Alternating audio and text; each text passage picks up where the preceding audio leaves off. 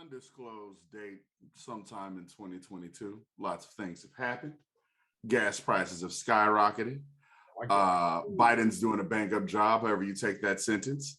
Also, saw the Batman. Want to know how I feel about the Batman? Good movie. Boring as shit. Oh my God. I'm a Batman lover. I'm not like I have all the Batman toys. I'm a Batman lover, read a lot of comic books, know about it. I understand how they take things in, but the movie was 3 hours and 2 hours and 30 minutes of it was boring as fuck. It's the most boring Batman movie I've ever seen. In fact, the next day I was with some friends and they were like, let's go see a movie. How about Batman? And I vehemently was like, fuck no. I'm not saying that. What changed though? Because when we saw it together with another group, and when you were there, you were like, I defended it. I love Batman. I was like, it's great. Like I said, it's a good movie. Go see it. It's like a lot of things. Like you gotta have Taco Bell at least once in your life. Am I saying it's the best restaurant in the world? No, but you gotta have these things. Go see the movie. Is it terrible? No. I understand what they were going for. I know our cousin is going to defend this and be like, well, you didn't understand. Nah, nigga, I understand. It's very great. It's detective work, but it's just boring. You could have shot detective work a whole lot better than what they did. It was boring. Him and Martin Luther King or Peoples or whatever the actor is that looks like everybody, Jeffrey Wright. Oh, yeah. Jeffrey Wright. You're right. I was like him, and there are a couple of takeaways. I mean, one, like I was telling you earlier, it's like when that last Batman came out, Christian Bale's Batman. Mm-hmm. My mom didn't like it because she's like, I like the Batman of my youth, the Adam West Batman. I think we're at a point now where people are looking to the Batman of their youth, the more popular Batman. This is a Batman that came out in the 90s. This is Batman based on like comics like Year One or the Frank Miller Batman. I'm kind of tired of dark Batman. Like it's super dark. And honestly, this Year One Batman, like this is Batman first up. First of all, like the Batmobile, it's a Mustang with a jet engine on the back. Bruh. It's a long movie. I'd liken it to like Batman meets Seven, but PG-13. And you really recognize there are certain parts where it's like, it's a detective story. It's like a cop story. You've got Batman and you've got Jeffrey Wright's Jim Gordon. But also, there are just points where you're like, that's a grown man in a Batman costume. Like, y'all are just, like, he's regular. Like, he's in the light, walking around. He's not in the shadows. He's doing detective work, like casing scenes, walking around, looking at stuff. And you're like, you're a grown man in a Batman costume. Like, it's interesting. And my man had all regular shoes. That threw me. Like, the boots. He had on like some Doc Martens. And I'm just like, yo, okay. He didn't have on Doc Martens. He had on them Kanye boots, nigga. I don't know what it was. But I was just like, hey, man, you're a billionaire. Like, get it together. Like, get some steel toe boots, something. This just doesn't seem. Also, nobody shot this man in the face. Not once. Nobody. No, they kept shooting him in the chest, which was cool. And this is a Batman that does not dodge bullets. Yeah. My man just goes, hey, I am here. The bullets are coming. I trust my bulletproof. I got metal plating. As opposed to Kevlar, he has metal plating. So it makes sense. But I'm like, this whole. Like, all right, this is the real world. Everybody I know that shoots guns, aim for the head. Every time, I don't understand why movies always be like, I'm going to shoot him. And I'm like, you're just going to shoot him in the chest. Like, they have a vest for that. The killer's going to get away. Like, shoot him in the head. Duh. Anyway, it is what it is. By now, too, there are plenty of Riddler jokes where it's like, the Riddler's a guy with a podcast. Shouts out to dudes ruining podcasts for the rest of us, man. Y'all got to stop with these opinions. But either way, yeah. Go see the Batman. My humble opinion. We're talking about don't have your opinions. That's a great movie. Go see the Batman. It's dark. Jeffrey Wright does a great job. Best Catwoman in my opinion, hands down. Zoe did great. Zoe Kravitz. That's about it. But Batman himself, and best Riddler. I enjoyed the Riddler. I like Jim Carrey. But I think it suffers from the same thing I think the Christian Bale Batman movies did, where the lead character in that Batman one with the Joker was the Joker. I literally found myself not caring about the Batman. Like I was like, all right, we'll see what happens. I remember all of Heath's parts. Yeah. You said what? I remember all of Heath Ledger's parts. Batman, I was like, what happened? You're like, that girl did die. It's crazy. I'm like, you don't seem like you even want to do this. And that's this Batman too. Same character was like, I'm a billionaire and I don't want to do this. I don't care about money. I don't care about anything. I could have donated money to all these orphans and everything, but you know what I'd rather do? Put a jet engine on the back of my Mustang. So that's it. That, go see the Batman. Go see the Batman. They shot Robert Pattinson from below so to make him like much more hulking. They're shooting him from the back. He's walking like, I'm like, bro, but they shot it and they have my man flexing all the time. They was like, make your back bigger because you're skinny. It's that 2004 cartoon Batman. I understand why a lot of younger people get it because I'll be like, oh, he had the hair. Oh, when they did the anime looking Batman, I get it. Like, that's another reason why. But they shot it really nice. It was clear, concise, and it was kind of dark. Maybe black and ugly as ever. I stay using down to my socks. So no, it's them again. It's them boys from In My Humble Opinion. This is In My Humble Opinion podcast. My name is Avery, like a very nice guy, also known as Vince McBands. You know where to find me. It'll appear on the screen, maybe. I don't know. It could. But have that capability? Are we at that point yet? We are. We do have that capability. We just don't do it. Go ahead, continue. Don't do it. And also my brother here, Just Devon, ladies and gentlemen. Just Devon, the only Devon that I know. How are you? I'm good. And where can they find you? They can find me at Just Devon on Twitter and then Dr. Douglas on everything else. My middle name starts with an R, so y'all can quit calling me like, oh, you trying to be a doctor. Nah, it's just, blame my mom. And the fact that the S just didn't work. There are a lot of Dr. Douglases out there, but there's only one Dr. Douglas. So that works. That is wonderful. But he is a doctor, not a medical one. Not a medical one. It don't count. Like if you passed out, I can't help you. Can't help you. If you have a legal question, I can help you. That's about it, though. That's it. But we can help you by asking you questions. You can help us by liking, sharing, and subscribing. And coming to In My Humble Opinion podcast. Check us out on YouTube. All right, if you want to be a part of the Humble Hive, you gotta like, you gotta share, and you gotta subscribe. See, these are things that I'm talking about in order to get this traction moving, because things like that, there are people that have special jobs that they do that, for you. You go out and you get yourself something called a publicist. All right. They help you in more ways than one. Okay. Our next guest is no stranger to hard work, starting as a childhood actress to being the youngest on-air personality at KCOH to running her own PR firm. But the road hasn't been all smooth sailing. She's got her fair share of setbacks and losses, but it's kept her head high and persevered through it all. Publicist, event coordinator, worked with your favorite brands like BT, OWN Network, Fox, FX, 97.9, MTV, The Shade Room, Bravo, the list goes on. So some of your greatest Houston legends, founder of Lemon Light Media and Praying Apparel, LaTorria Lemon, everybody. LaTorria Lemon. Hey, wow, what an introduction. Where did y'all dig up the information about childhood actress? I ain't told nobody that in a minute, but you can definitely find it on Google. Google. He finds all this stuff because sometimes I've done research on an interview and then he'll do the introduction and I'm like, they're a what? So yeah. That's that is brand new to me. Childhood actress. Yes. What were you starting in? What was it here?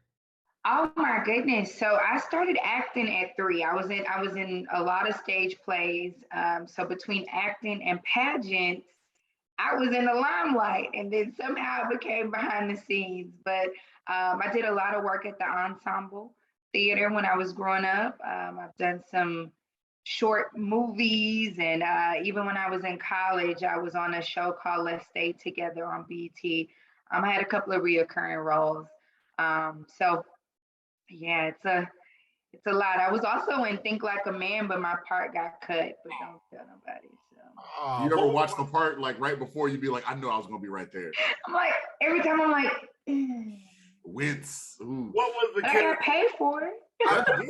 What was the character you were playing to Think Like a Man?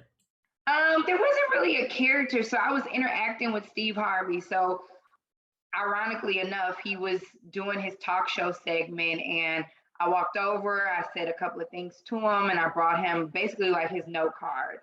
And we had small dialogue. So it was like I was playing one of his production assistants, and then it got cut. So yeah, that's that. Yeah, but in high school I don't know if y'all familiar with UIL. If you're from Texas, then you know about UIL, but I was literally all district in UIL. I went to Westville High School, and so I was an honored thespian. So imagine coming home, running home, telling my dad from Fifth Ward, "Hey, Daddy, I'm a thespian," and he's like, "What the heck? What is that?" So yeah, so my love for acting runs really, really deep. I also write and direct too, but yeah. So what made you decide to start getting behind the scenes? So it was never my dream to be behind the scenes, believe it or not. So I left Houston in 2007 after graduating from Westville High School, and I went to Clark Atlanta where I wanted to study radio. And so I was a freshman and I was studying radio at the time, and there was this young lady that was walking into the library on my campus, and she was like, "Do you know where the radio station is?" And I was like, "Yeah, I know exactly where it's at." So I'm walking her to the radio station. She was like, "Because I'm looking for students to basically be like ambassadors for allhiphop.com." And so at the time, allhiphop.com was like the shade room of media. Like they had all the exclusives.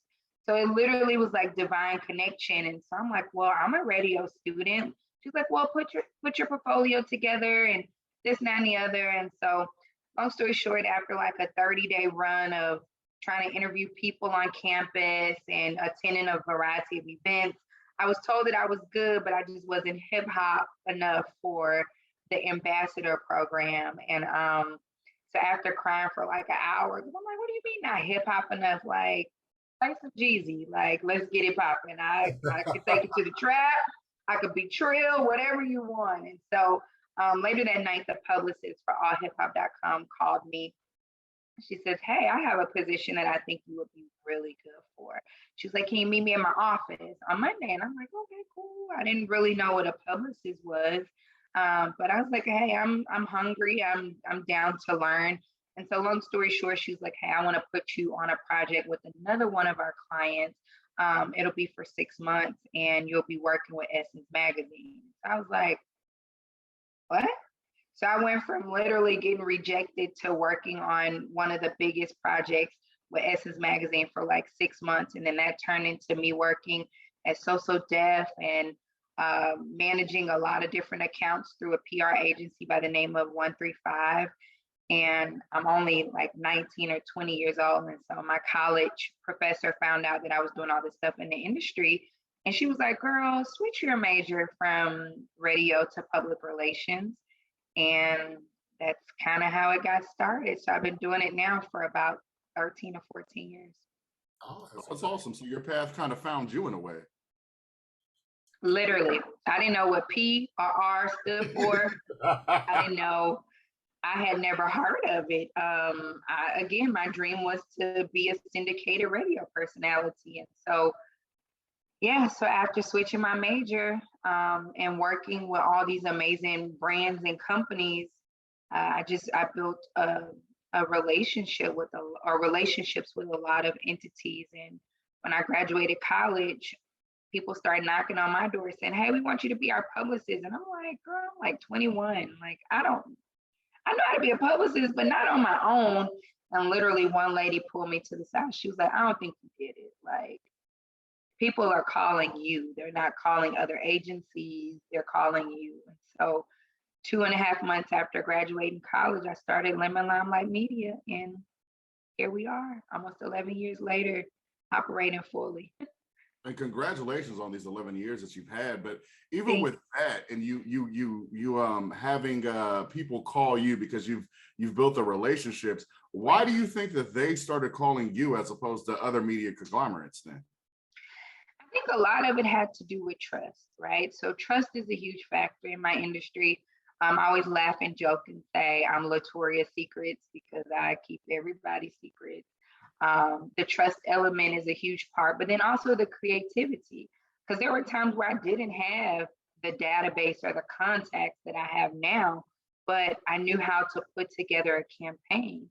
I knew how to be creative enough to not just make something, not just make something look good, but also make it sound good too. Because I always explain to people, there's a difference between, oh, I need you to feature me on your magazine versus creating a story and making people understand the story and fall in love with it. And so that's one of the elements that I think people knew and understood. And then I was always moving and shaking. So, it was nothing for me to be at an event. And a lot of times I would be at an event and I'm one of those people where I'm kind of like borderline introvert and extrovert. So I'm literally like, if I don't have to be in the forefront, I'm not going to be in the forefront.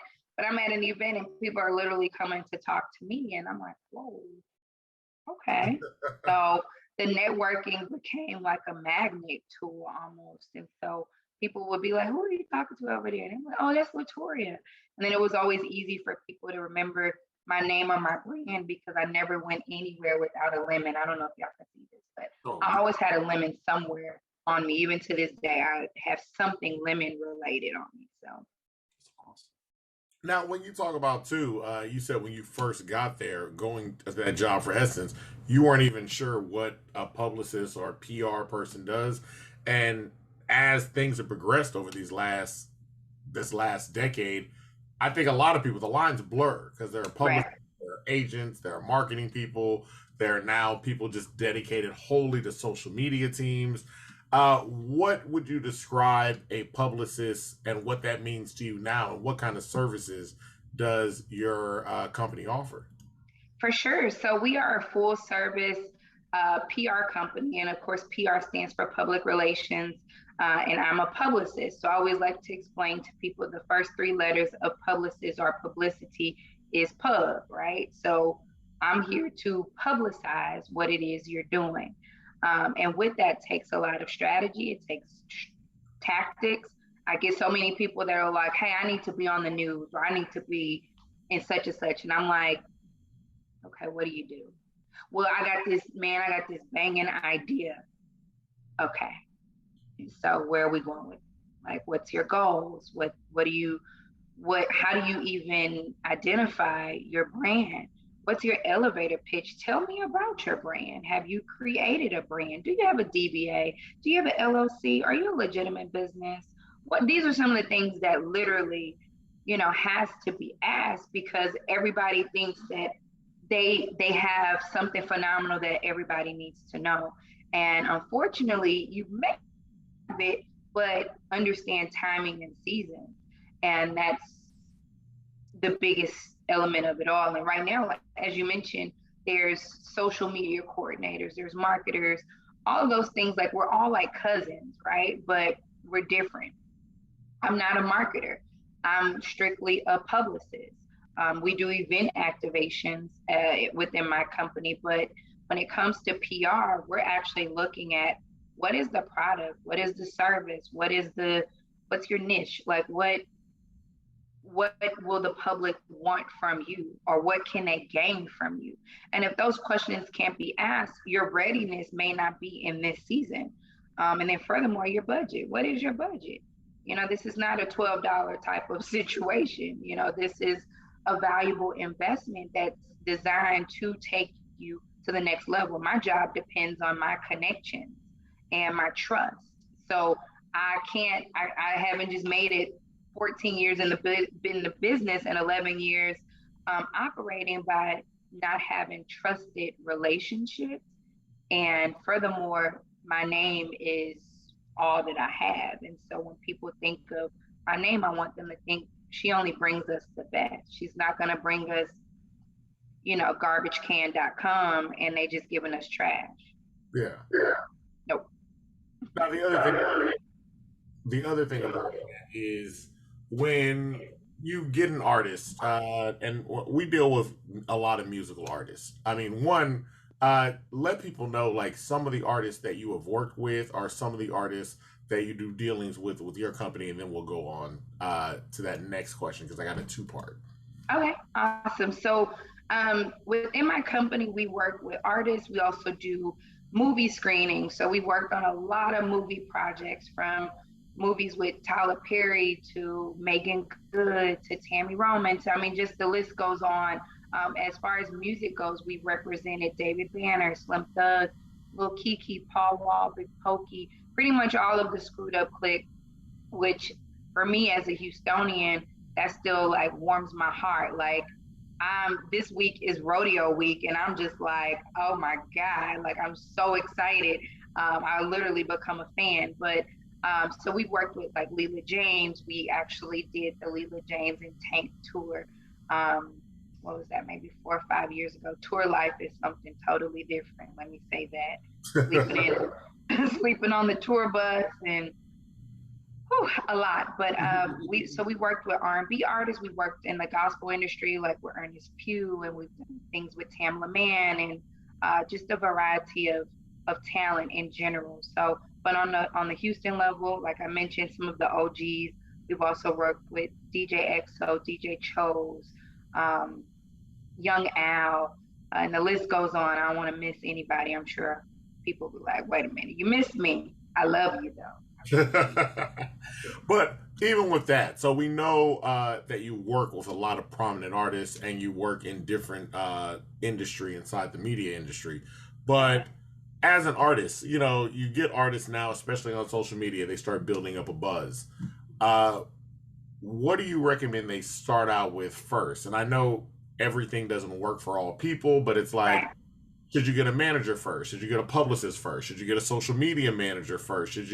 What's your first step? Because a lot of people are just like, I was doing my thing online, I was doing it from my phone, and then it started popping, and now I don't know what to do to make money off of this. Sure.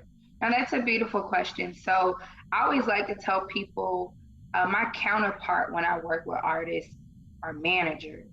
And a lot of times people are like, okay, well, if I bring on a publicist, they're going to do everything. I don't book your shows. I don't want to book your shows. I don't want your booking inquiries.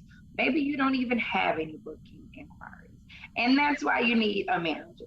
So you need someone that's bringing me something to publicize, because you can be a social media icon, influencer, whatever the new lingo is, but what from that is worthy of publicity. So when I go to the Breakfast Club or Sway in the Morning or whomever, and I'm like, listen, this person got 100,000 followers on Instagram, they're gonna be like, okay, and what else? Like what? Okay, most of the people we interview have that type of engagement. So therefore, you need someone that's going to manage your career. I always say manage your brand, because ultimately you are your brand. And so with that, getting you in line, and just to kind of deviate a little bit, some of these artists need to invest in artist development before you even invest in anything else on your team, because that is something that is so lost. And I remember in maybe 2012 or so, I worked with Matthew Knows in Music World, and he was so adamant about artist development. And I understand why. Like when you take a Beyonce where they practice for 6 hours out of the day, and you look at where Beyonce is now, not only does she respect her craft, but she has longevity. And a lot of this stuff, just being very honest, is very temporary. A lot of the music is temporary. A lot of what the artist is doing is temporary because they're missing a huge step. And that's artist development. That's really identifying who you are as an artist. And then you expand. So when I'm looking at people on stage and they're out of breath, I'm like, oh, you ain't worked out. And that's a part of artist development. You need to know how to hold your microphone. I don't want to see you holding your microphone like this and it covers up your whole face. So now I've invited all these amazing photographers from Getty Images and all these places, and all their pictures are like this because you don't know how to hold your microphone. These are simple things that helps everybody's job. And you have to respect your craft enough because ultimately this business is only 15 to 20% talent. Let's be very clear. That's why we listen to, or that's why we're hearing certain things on the radio and you're like, what is that? Like, you don't have to be that talented to be in the music business because guess what it is? It's a business. So what you do, you go get you a good publicist, a manager, and all this stuff, and you look cute. Have these girls and just, I mean, everybody look alike. That's all I'm gonna say. Everybody look alike. But they done went and got these elements, and now it's like, bam, where did she come from? Or dang, I thought this was homegirl seemed just like the other homegirl from last year. Because it's a business, right? And so you gotta respect your business enough to realize that everybody on the team plays a role. So for me, I normally shy away from artists that don't have a manager, or that's comfortable being self-managed. Because ultimately, if you're wearing 13 hats, what's getting done? Yeah. You know, you can't be, I'm the manager in the studio hitting the ones and twos, then I run out of the booth, then I go produce the song, then I'm the engineer, then I'm the social media coordinator. And that's good, just showing people the inside of you're naming different jobs. So as an artist, and we're not even talking about going up to like Beyonce levels, who know she has, I'm not even gonna say it's a team, it's an army of people that are for. As an artist that's starting out, and we're saying mid-level, because your numbers are changing. Like you can't go to the Breakfast Club and just say, oh, there's 200,000 people. It's like, okay, there are 200,000 followers. You know, there's a kid in Nebraska that got 200,000 followers. Oh, well. When you're looking for building out a team at this point, what are some of the key pieces you need? It's like a publicist, a manager. What are some of the ideal other pieces that you would want to say, all right, I feel like we got a solid team to just get started? Well, I think the top three would be publicist, manager, and then that third one always, it's kind of up in the air sometimes, but you want someone that either is an assistant or someone that's playing that day-to-day role, keeping you organized, because it's not me, all right? Like, I thought, now, some of my OG clients may tell you, like, I keep them organized in terms of keeping them together. Like, okay, we have this interview, you need to be on, here's your reminder, whatever the case may be. But that's just my role.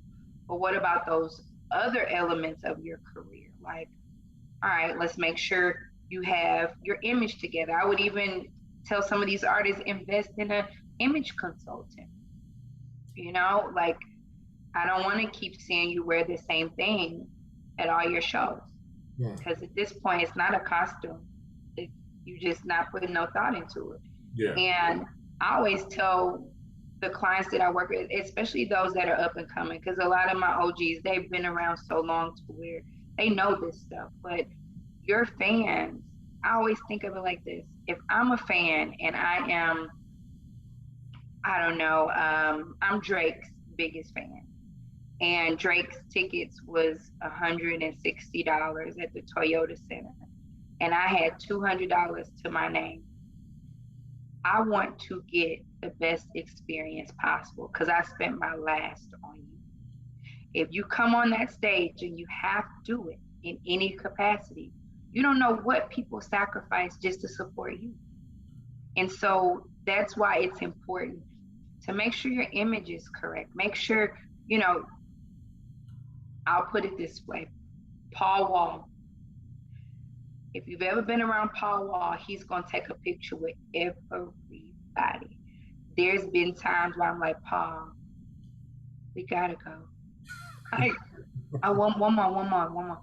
But that's the love that he has, because he understands that his career was built on his fans supporting him, and the legacy continues. So you can't do anything but respect it. I've seen plenty of artists like, I ain't doing no pictures today.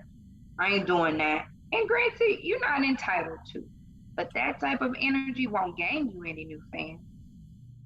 So if you're not being strategic, and if you're also not being humble, there are plenty of people, and I kid you not, that I have said no thank you in terms to working with, because I have to align with who you are, how you operate. Some stuff I won't be able to clean up. Your attitude, your cockiness and arrogance, especially you're just starting in the business and you're cocky. Oh, I don't want to talk to that podcast. Or I don't want to, they don't have enough numbers. I guarantee you, in a couple of years when nobody checking for you, that's going to be the show you're going to be trying to get on. And it's interesting you say that, because there are a lot of older artists or more established artists.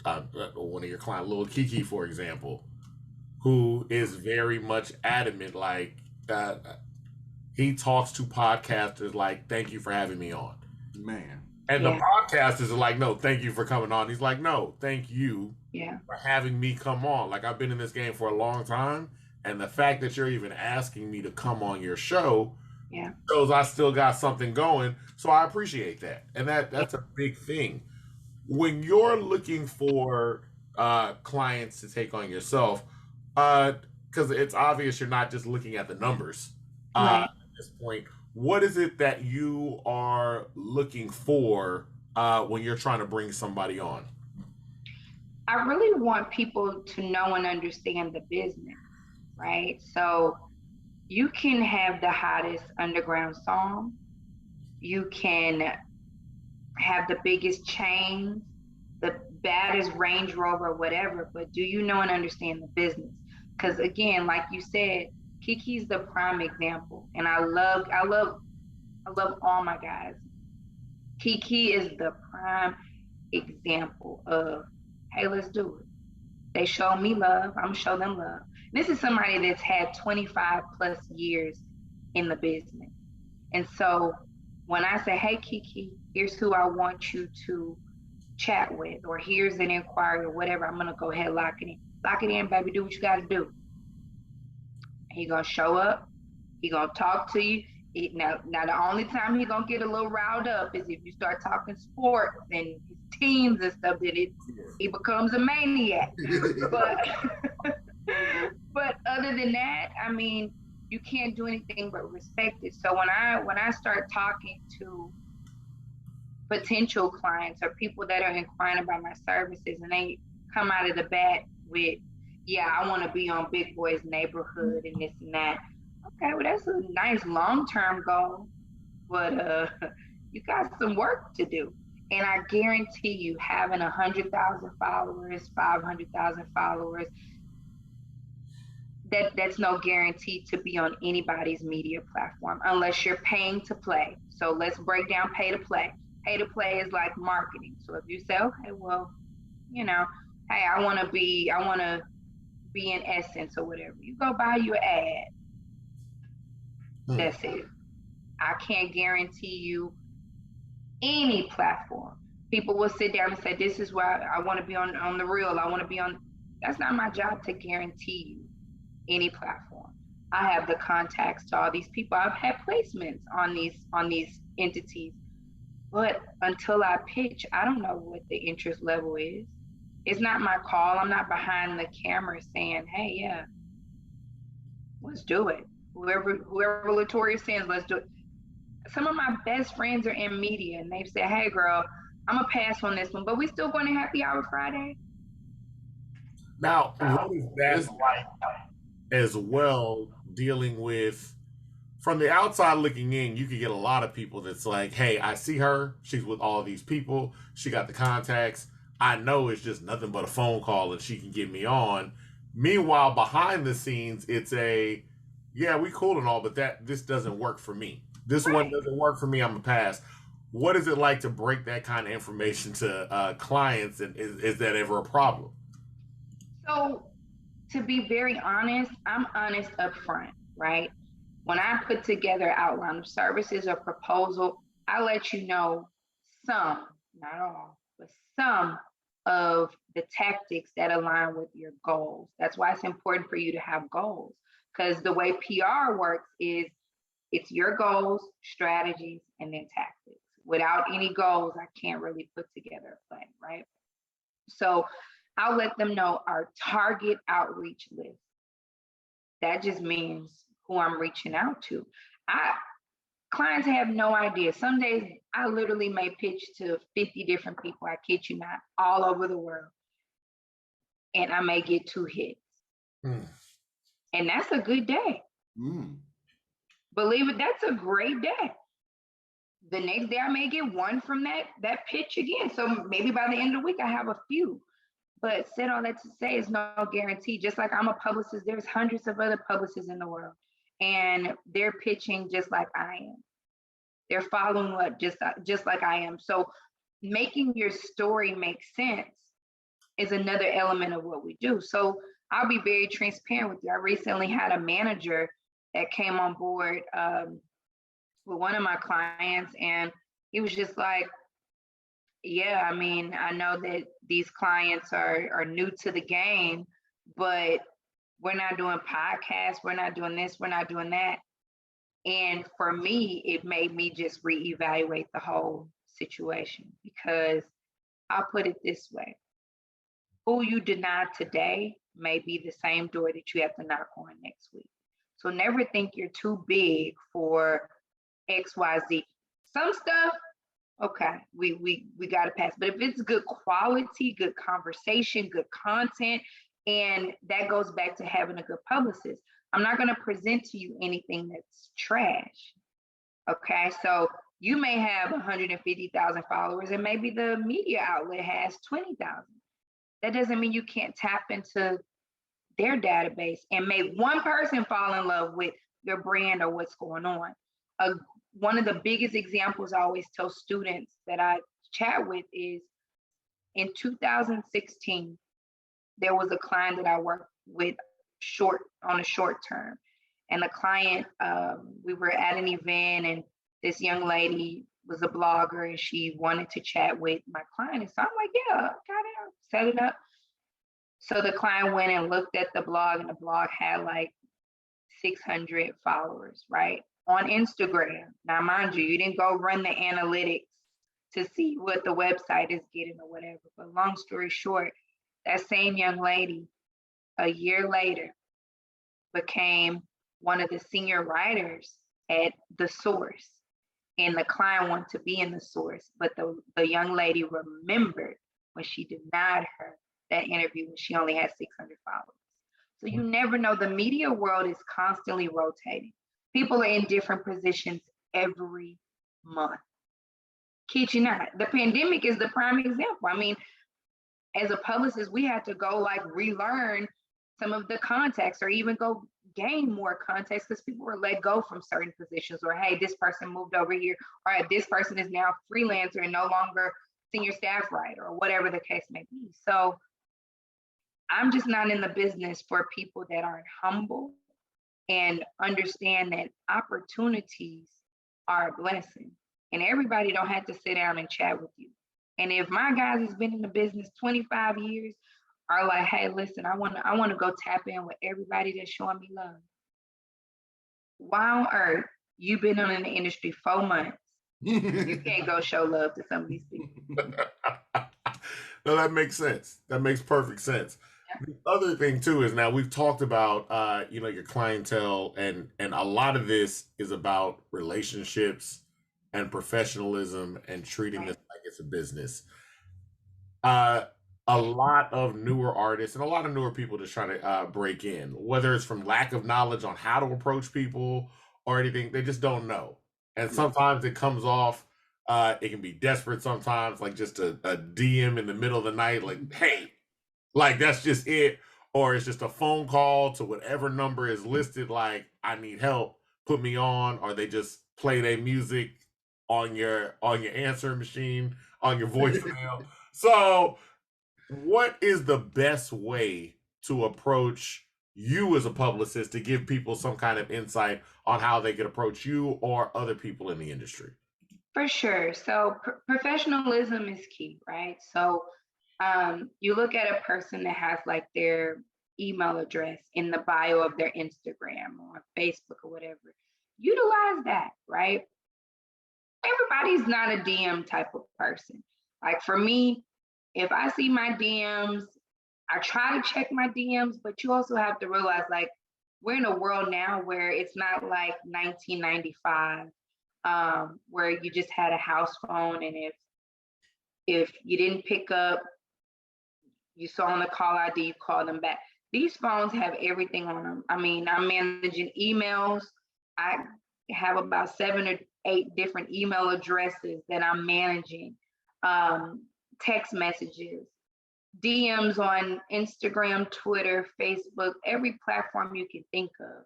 So if you take the time and email someone and say, hello, I'm inquiring about your services. May I schedule a consultation? You ain't got to say it just like that, but somewhere in the ballpark versus the DMs that I received saying, what up? We need to work with each other. I'm the hottest artist in the city. I received that one at least once a week from different people. And I'm like, no, hello, how are you? No, nothing. And unfortunately, I look at that as if that's how you're approaching me, how are you going to act in front of these relationships that I have spent my whole career building? Are you going to embarrass me? Because I can't chance it.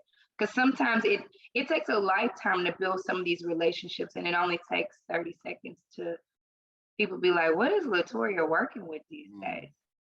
Who are those people?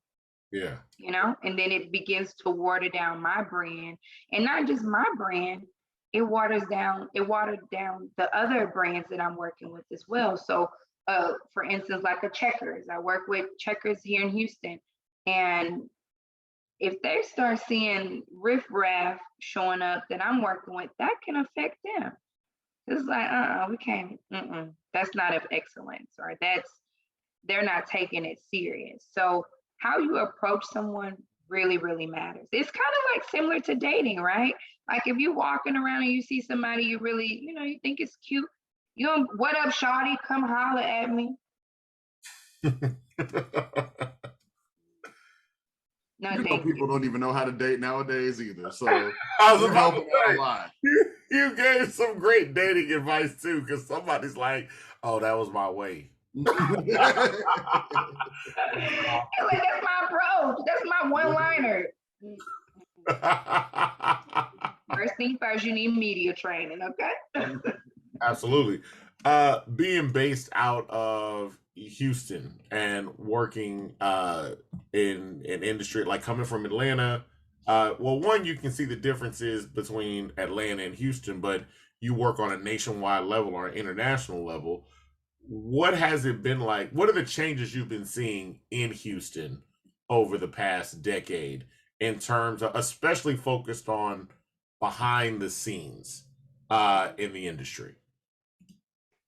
So I started my company in Atlanta, and we still operate primarily in Atlanta and Houston. And Atlanta has a special place in my heart, but Houston is my heart. Like this place, I'm born and raised here from the north side. So when I moved back, it meant a lot to me to utilize the resources that I gained in Atlanta. And keep in mind, when I left here, I was 17 or 18 and coming from Rodeo, not really knowing the ins and outs of behind the scenes and activating events and putting together campaigns and stuff. So I'm really adamant about making sure Houston has opportunities. So I've said on many conference calls before, whether it's with, these major TV networks or whatever, and they'll pick Dallas over coming to Houston. And then I have to tell them the amazing things that Houston has and our heritage and our culture. And I'm like, you listen to Drake or you listen to whoever, and there's a Houston influence in that music. And so for me, it's like Houston, I have unfinished business here. Trust me, I've had opportunities to move to Miami and LA and all these other great places. And I'm like, the work here is not done. But more people are looking at Houston. So I'm so excited about that. So for there to be shows being filmed here in Houston, whether it's College Hill or Ready to Love or 90 Day Fiance or whatever is taking place, that warms my heart because we've been overlooked, but undercoverly inspiring others for a long time. And I actually had a conversation with the mayor some months ago, and it was just myself, him, and Jonathan Martin from Fox 26. And I told the mayor, I said, we gotta stop being so humble. We can be humble, but talk your stuff. Like, talk it. Like, seriously. I don't want people to be like, yeah, the last time Houston was popping was the Super Bowl. What? No, look at all these amazing things. And furthermore, all these amazing people. And I think we'll forever be compared to like Atlanta. Well, Atlanta artists, they stick together and this and that. You have got to understand, we've always been a laid back city.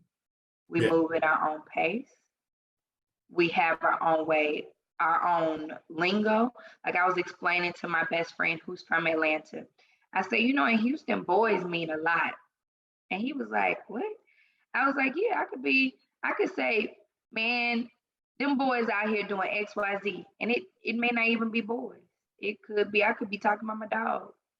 And then of course there's other words too that we just kind of calculate and then put together with other things like already, like who ready? Already, like it's just us. So we have our own, and we understand our lingo. We understand tones. I could be talking to all my girls and be like, man, hold up, ain't a man in sight. You know what I mean? So, but our heritage is so rich, and our car culture, our music, I mean, just the way of life. And so to see that the rest of the world is starting to see all the amazing things that we have to offer, and that we're not out here riding on horses and being hillbillies. Like, we're a legit type of situation. So to see Bun B, Slim Thug, Kiki, and all these guys getting national attention for the rodeo, and then even for some of the other things that they're doing, like, that warms my heart.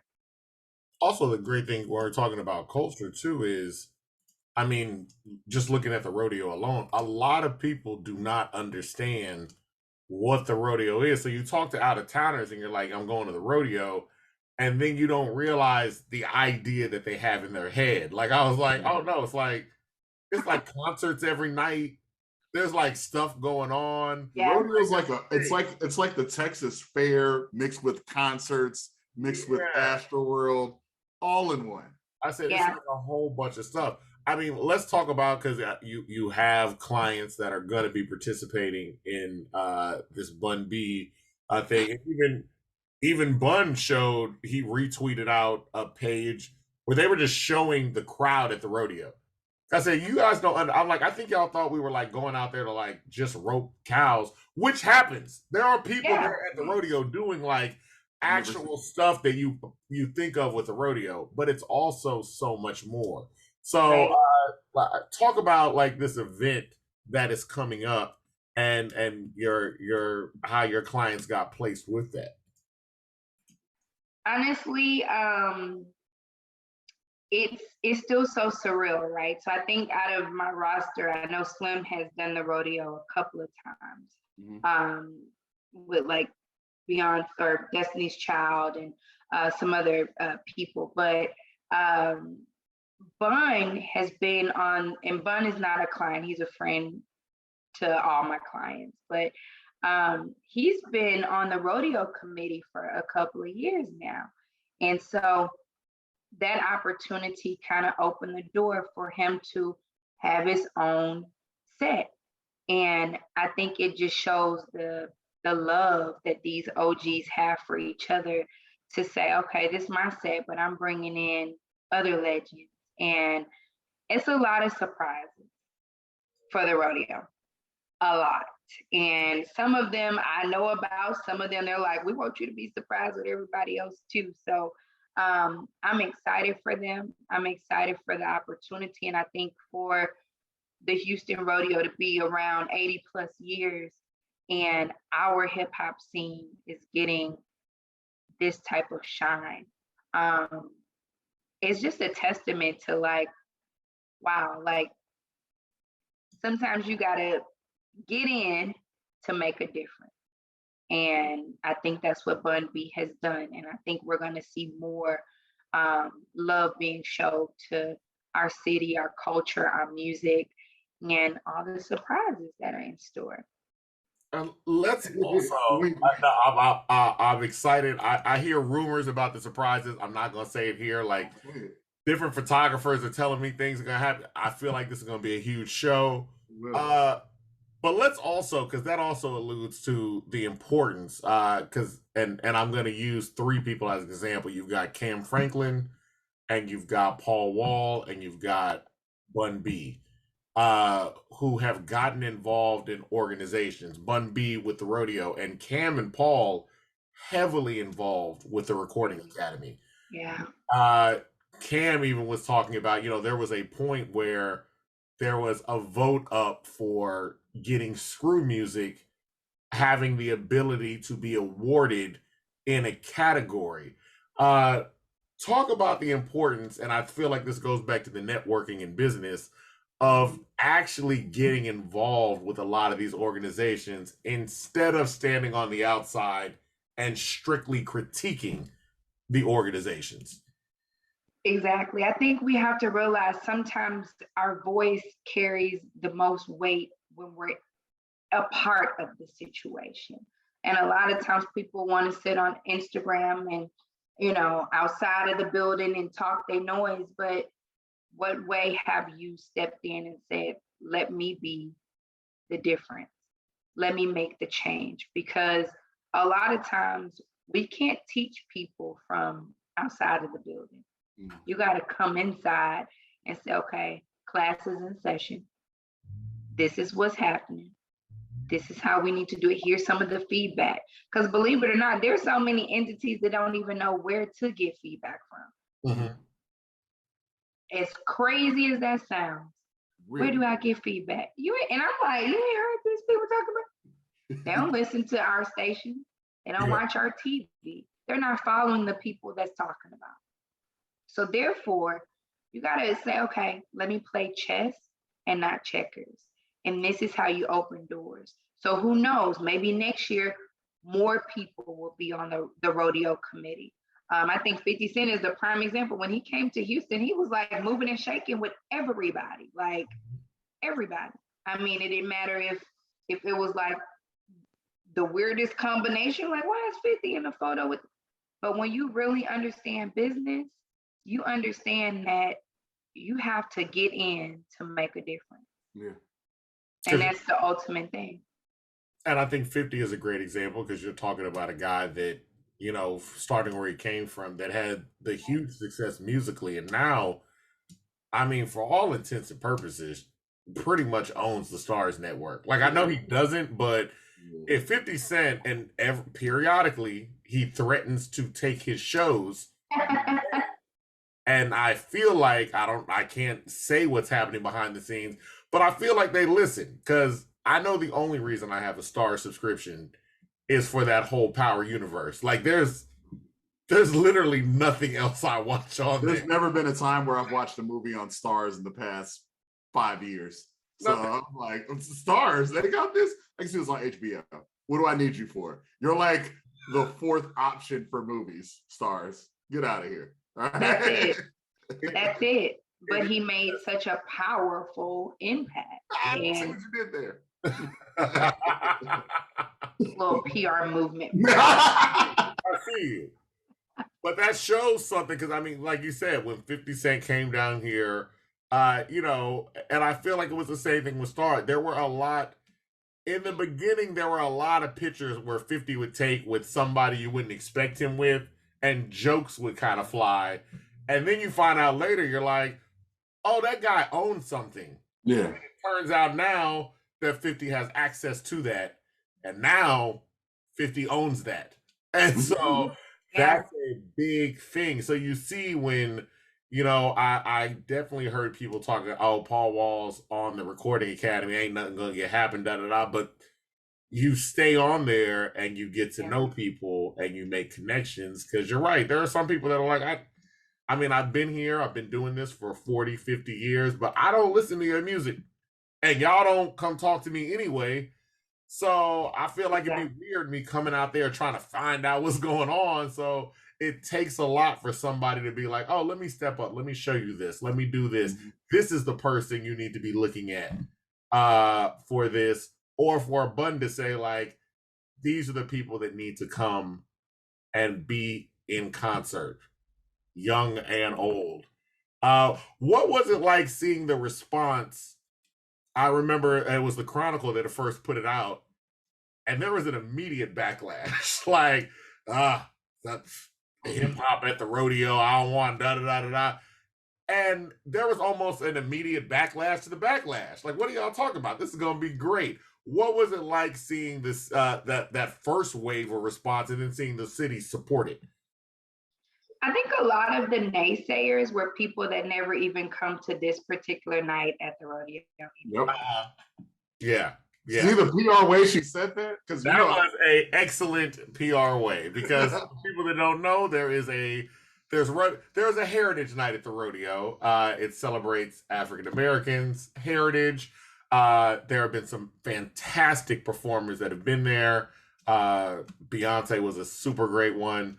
I'm gonna really enjoy it. Lizzo was supposed to be there that year of the pandemic, 2020, and then it canceled. So the rodeo is back now, and it's huge that it is coming back with Bun B and just a load of guests. Like, I'm not even gonna start naming off names.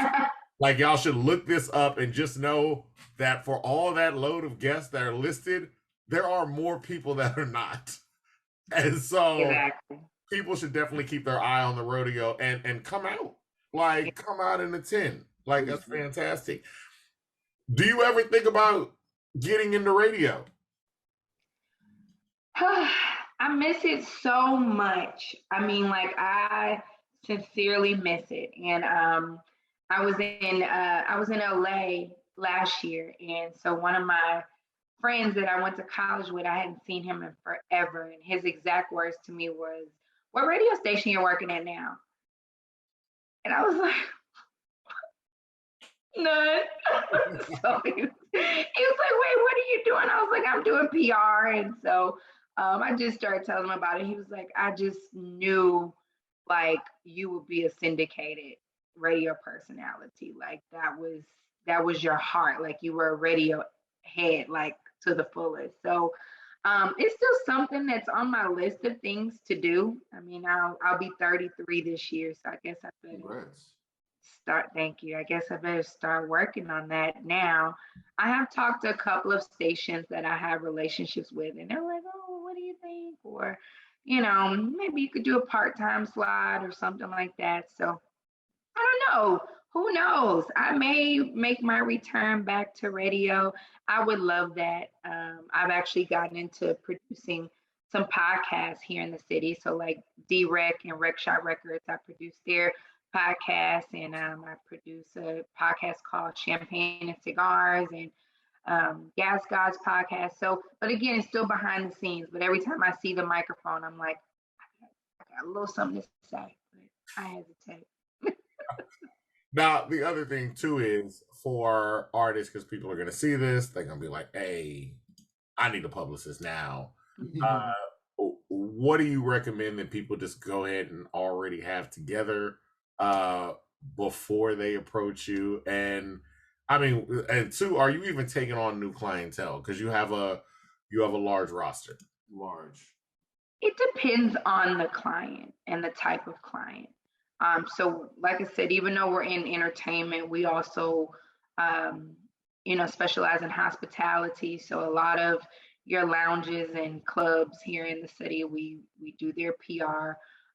Even some churches too. We got a diverse little roster going on. But I think, in order for me to evaluate that, if you're someone that I'm going to work with, I really just need to see your desire, your heart. Like I said, I've passed up hefty checks because the person or the brand just didn't align with me, and I just didn't foresee it being something that my relationships would appreciate. But before you go to publicist, definitely make sure you know and understand your brand. Try your best to be certain of your identity, right? Because a lot of times, you put these amazing opportunities in people's face, whether it's an interview with Fox or an interview with you guys or whatever, and then 4 or 5 interviews down the line, you're like, who is that on camera? Why you sound that way? Yeah. Like, you've completely lost yourself because now you're all of a sudden a Kardashian. And I'm like, I didn't sign on a Kardashian. Like, what is this? So just really being for sure with your brand. Because again, a lot of this stuff, once it's out there, it's out there. You can't retract it. Social media has made everything like stick and stay, from screenshots to reposting, resharing, all that stuff. So just make sure you have a brand that's valuable. Make sure that you're ready. And when I say ready, ready as in time, ready as in budget, ready as in your mental capacity. Because what a lot of times people don't realize, sometimes you need a therapist and not a publicist. That may be the first thing you need, because this space creates a whole new element of fame for you, notoriety, publicity, whatever the case may be. And if you can't handle the fact of somebody may have something not so nice to say about your dress, or they don't like your hair, and if you going back and forth with everybody that got something negative to say and you're skipping over all the positive ones, you're not ready. You're definitely not ready. And that's a big thing It to is. overcome. People are automatically used to focusing on if somebody says something about you negative. So there could be 100 great comments about you and one comment about you that's negative, and people are like, Yeah. that's what I'm gonna hone in on. Do Yeah. you ever have difficulty getting, maybe not your seasoned clients, but younger clients? What are some like? Is that a pitfall they fall into, and what are some of the other ones that they might fall into that you're like, hey, let's realign ourselves? Oh yeah. We have I like to call them come to Jesus meetings because I'm a church girl. We have come to Jesus meetings. I pulled up to several folks' house that are rappers and artists and say, hey, what's going on? Sorry, I knocked. My dog think I'm somebody at the door. It's me. Okay, it's me. Woo. What type of dog?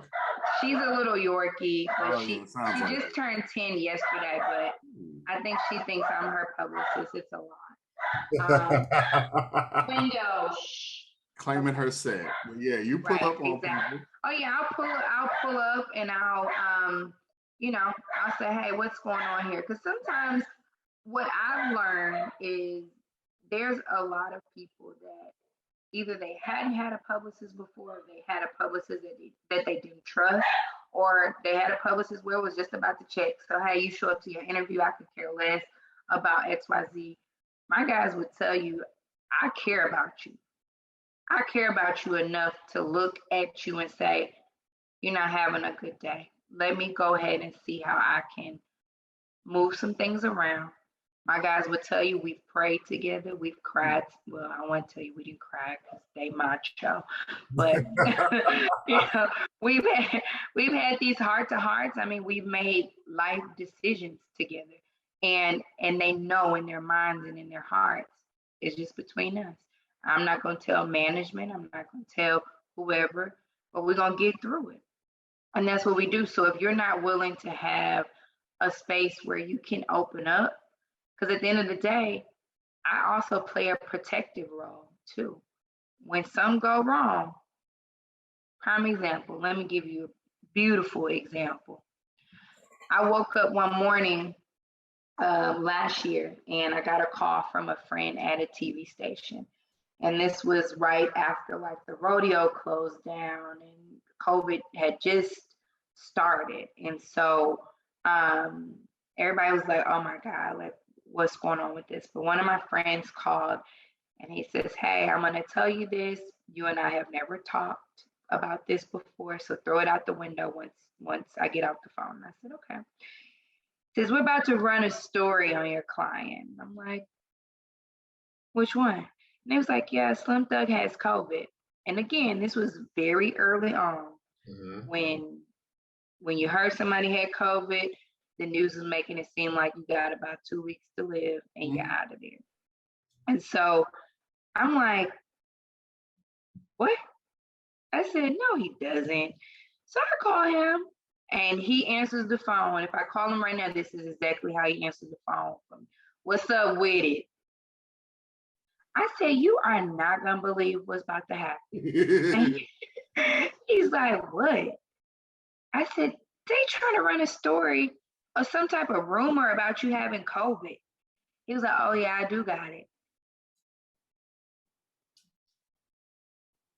I said, okay. I said, all right, so let's back up here. How do these people know you have it? So then he started talking and I said, wait, pause. So I want you to bow your head, close your eyes. We're about to pray. Because at this point I'm crying. He don't know that I'm crying. I'm like, what? Like not the boss of the knob with COVID. So I talked to him. And then sure enough, they ran the story and it literally became like the biggest story in hip hop, just in a matter of several hours. And so, luckily he was asymptomatic. He had some symptoms, but he wasn't, just down and out like, some. And so long story short, I told him that we could go the direction of if the media wanted to chat with him, we could. If not, get your rest. He was like, nah, it's okay. A couple of people may want to chat with me.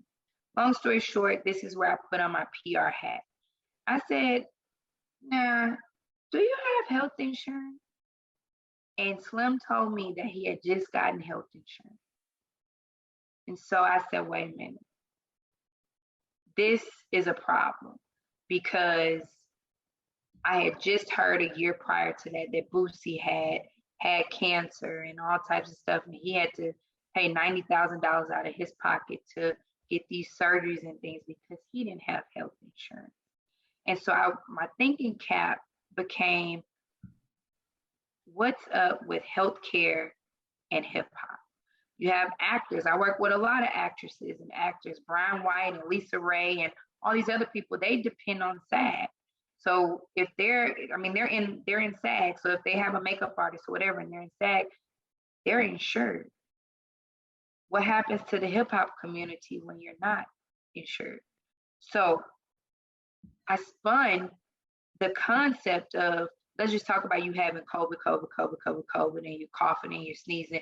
Oh, but today you feel okay. Oh, but wait a minute, we're boiling ginger and we're door dashing you food because the man had no food in his house when he got diagnosed with COVID. So we're literally running up to his door, dropping off stuff and running to the house because we want to catch COVID too.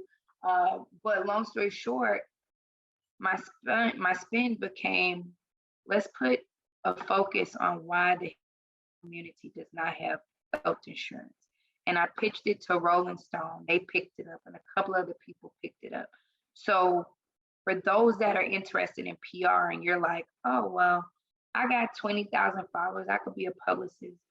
Do you know how to create the narrative? What's the underlying message here? Do you know how to do that?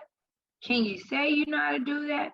Can you make it to where there's a bigger picture in all of this. This man has been tipping on fofos for years and just got health insurance because that's not something that the labels provide. That's not something that we don't even have a union in hip hop. No. And that's a big thing. Yeah, Lupe Fiasco and Killer Mike and other people talked about it. And people talk about it like it's ridiculous, but you're right. Like, actors have that. SAG has that. You can be a part of things and you can establish things like health insurance and things like that. Like, when you sign up for these organizations, you get access to them. That's a big thing. And kudos to you, because I do remember at the beginning of that. I mean, we had two very people forget about the early stages of COVID where we didn't know what was happening. And we had two very prominent rappers that got COVID. We had Slim Thug and we had Scarface. And it also led to the wild, like, Slim Thug was like, I'm good. I got COVID. And Scarface kept me in the house. I'm thinking, all right, well, I saw Scarface got COVID and he was like on the phone with Willie D and was like, hey man, this is the worst. I said, all right, well, if Face says stay at home, I'm gonna stay at home. And then later on, you've seen, if for people unfamiliar around Houston, there are billboards, there are ads. Slim Thug has become a prominent face in healthcare now, whether it's getting shots or whether it's getting insurance, like all that stuff. So that's a big thing about, I guess that's kudos to you and your skills of being a publicist. Thank you. These winks, people, the listeners, these winks that she is doing. Yeah, I know. And yeah, it's not even talking your shit. It's like wink your shit. Yeah. Don't be humble. I love it. Yeah. And it's a good thing to shout out. It's the same thing you were telling like the mayor. It's a good thing to start saying what we do confidently and just being like, yo, this is what we do. We get this stuff done, and then moving forward. It's not an ego thing. Like, you can be humble, but if you get too humble, people will just pass you over. They'll play with you. Yeah, that person don't speak up. So it is what it is. Tell people how they can get in contact. Well, one, if you want them to get in contact with you, but tell them, how do they get in contact with you? How do they get in contact with the media company? And where can they find you on these platforms? For sure. So you can visit our website. It's www.lemonlimelightmedia. And light is spelled LIGHT, media.com. So correct way. Thank you. So all of our information's on there, our company phone number, our email address. And then as far as my social media, I'm LaTorria Lemon on Facebook, and then I'm LaTorria_L on Instagram and Twitter. Awesome. But before we even get out of here, I have one question that's been burning a hole in me. Taking you back to you graduating from you're out of college, you're back in Houston, you're working at that beauty supply. Yeah. Can you tell us about that? I can. Down this path? Listen. So when I moved back to Houston, I moved back to Houston for a silly reason, right? So it was a relationship, which when I moved back, I think the relationship may have lasted 6 days after I moved back. We've all been there. I really should send him an edible arrangement because he's the reason I moved back. And I mean, things just really took off even more. But being a good publicist, look at you. That's so positive. The edible arrangement? Wow. Listen, I have an account with Edible Arrangement and Tiff Treats. That is like at least once a week I'm sending somebody something. Yeah.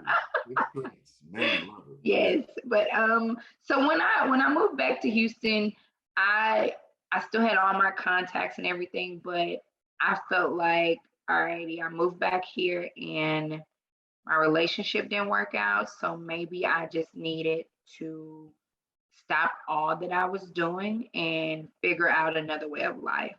So in my mind at 23, 24 years old, I'm like, maybe that's just my past life. Like, forget Lemon Limelight. Like, we did what we did in Atlanta. So it just is what it is. So I began to get on the job hunt. And so I saw this marketing position, which PR marketing is different, as I explained, but I was like, oh, it's close to my house.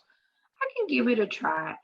And really and truly, it was just being a sales clerk at the beauty supply. So now I go from, and mind you, this was maybe 2000, I don't know, 12 or 13 or something like that. So social media was a thing, but it wasn't like everybody was posting all day, every day, right? I remember that time. Exactly. So, so people knew if at that time, I think, you may have known that I was on the radio or something like that. So I'm literally working at the, and I'm running into my high school classmates. And at Westwood, I was senior class president. So I would see people from my class and they're coming in, they're like, girl, where the edge control at? I'm like, oh, aisle 7, but it became like what am I doing here? Like, this is crazy. Like, I'm literally telling people, oh, you need a 430, 18-inch bundle. I don't know what this, I make some of the times I was making up stuff. I was like, yeah, you need yak. Oh, you getting braids? Yaki 4C? For sure. Absolutely. Absolutely. So I'm at the beauty supply, and I think I had been working there maybe 2 weeks or so. And the owner was like, okay, well, you got enough experience now. You can open and lock up. Like, what? I don't know what I'm doing. And so this young lady walked in and she basically took all this merchandise and everything. And I just like froze. Like, she had a bag of stuff and she gave me the look like, and say what? something if you want to. And she looked down at her pocket as if to say, I got the heat if you say something. So now I'm like, oh my God. And she just takes off to her car like nothing ever happened. I got my phone. I got in my car. I called my dad and I said, I'm on my way home. And my dad said, what happened? I told him what happened. He was like, yeah, hurry up and get home ASAP. Then once I got home, I called the owner, and the owner was kind of like, yeah, well, I got a trip to DC coming this weekend. Do you think you can at least work until the weekend? I'm sorry, what? And I said, ma'am, I'm gonna mail you your key to your beauty supply. I'm not coming back up there. This is my life. Like, I just remember crying and I'm like, God, what am I doing? Like, where am I supposed to be? And after like a week of being like broke, I went to a temp agency and they placed me at a property management company where I was answering the phones and everything. And I still just wasn't feeling fulfilled. And I'm like, And my last straw was I had been there maybe 6 or 7 months, and the owner, he was a very wealthy guy. And he asked if I could help him with the presentation. And so I was like, yeah, I'll help him. He said, yeah, I got some people coming in from, I don't know, somewhere out of the country, and I just need this presentation made, blah, blah, blah, blah, blah. So I made the presentation. I sent it to him like 2 or 3 days before we were supposed to present, or before he was supposed to present. And I just left it at that. I did research on it. I had about 12 slides, and I'm like, hey, I hope it works out for him. And so the guys came to meet with him that had came from out of the country, and they were all in the conference room. And the owner of the company, he calls me on the conference call line, and he says, Tori, get in the conference room right now. I'm like, okay. So he meets me outside of the door, and he's like, I don't know, I didn't open the presentation. So I'm like, I sent it to you like 3 days ago. He's like, yeah, I need you to walk them through it. So I'm giving them the presentation. I'm going over everything. And so he's like sidebarring, like off to the side, like, yeah, that's exactly what we meant. Here's what we're doing and blah, blah, blah, blah. About maybe 3 or 4 days later, he comes over to my desk and he has this picture that he printed out of this beautiful beach. He says, Tori, book me and my family a trip to Aruba. And I said, oh, okay. It's not my job description, but okay. He said, yeah, we sealed the deal with the guys that came down, and I want to celebrate by taking my family to Aruba. And my coworker, who was the accountant there, she was about fed up of his BS. She told me how much the deal was that they sealed. And I left on my lunch break and wrote my 2 weeks notice. And I said, God, if I can make these people those type of millions, allow me to do the same for my company. And I left there that day. I sent my 2-week notice and they laughed. They said, well, what are you going to do now? And I said, I'm going to focus on my own company.